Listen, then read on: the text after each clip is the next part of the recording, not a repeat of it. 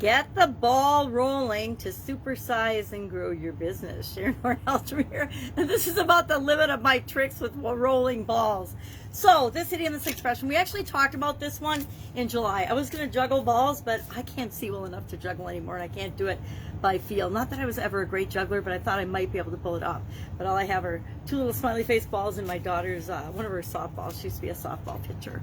So today, get the ball rolling. How do we use get the ball rolling to supersize and grow our business? Get the ball rolling is an idiom or expression that comes from the game of croquet, means to start something, get the ball rolling, get the game going. Close brother or sister saying to keep the ball rolling, to keep things going. Once you start something and get it initiated, get it moving, you want to keep it moving. Most of us, if we're supersizing our business, we've already gotten through the started phase, but we might want to start something new. We might want to start a new project. We might want to start a new something.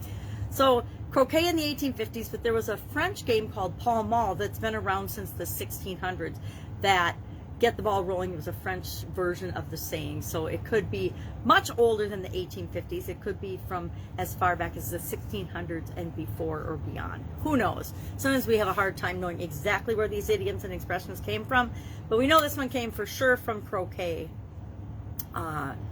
And it was probably around much, much sooner. So we talked about this one in July, and I talked for a long time about different ways to start something up, get the ball rolling. But I really have, if I think about it, like most of us, we have a couple of go-to strategies, go-to things that we do when we want to initiate action, when we want to get things moving, when we want to get things started. Think of starting a meeting. If I'm starting a meeting, we don't usually just jump right into the agenda. We usually have a little warm-up period or a breaking the ice period, or we do something, or we have a little chitter-chatter to get the meeting going, to just keep in touch with people and be human, because we're not robots going through the motions of our life. Our business life is part of, at least the people I work with these days, it's part of our life and our livelihood and our beingness. We show up with a lot more than just business to our businesses these days. So the first thing I like to do is ask questions, see what's up with people.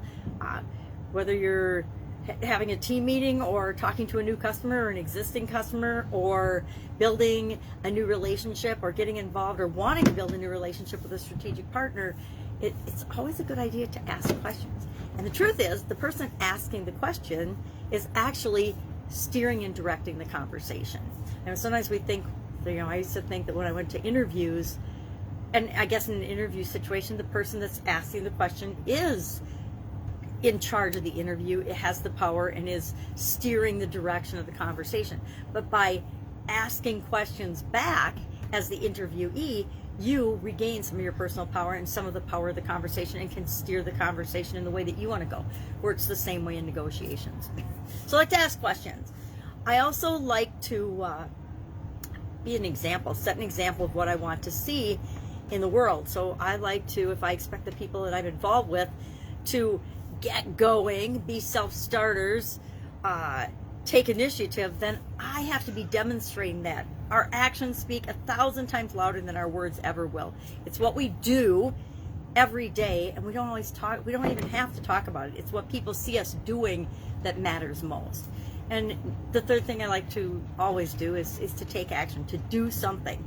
I like to never leave the scene of a decision or crime without taking some sort of action, right? We always want to take some action, even if it's a small, teeny action. We have an idea and decide something. Just simply writing that idea down is some type of action, because we're not going to forget it if we wrote it down. As long as we know where we wrote it down, we've got that access to that information. So ask questions, be the example, take action. Those are my 3 favorite ways to get the ball rolling. I would love if you would share in the comments below today your favorite way to get the ball rolling, your favorite way to get things started, to set something in motion, to set some activity in motion. And then share also any experience you have with this particular idiom or expression. That's it. That is our idiom for Supersize Your Business today. Any questions, hit me up. Otherwise, I will be with you tomorrow with another interesting idiom. What does it mean? Where does it come from? And how might you use it in your business and maybe even in your life? Have a great day.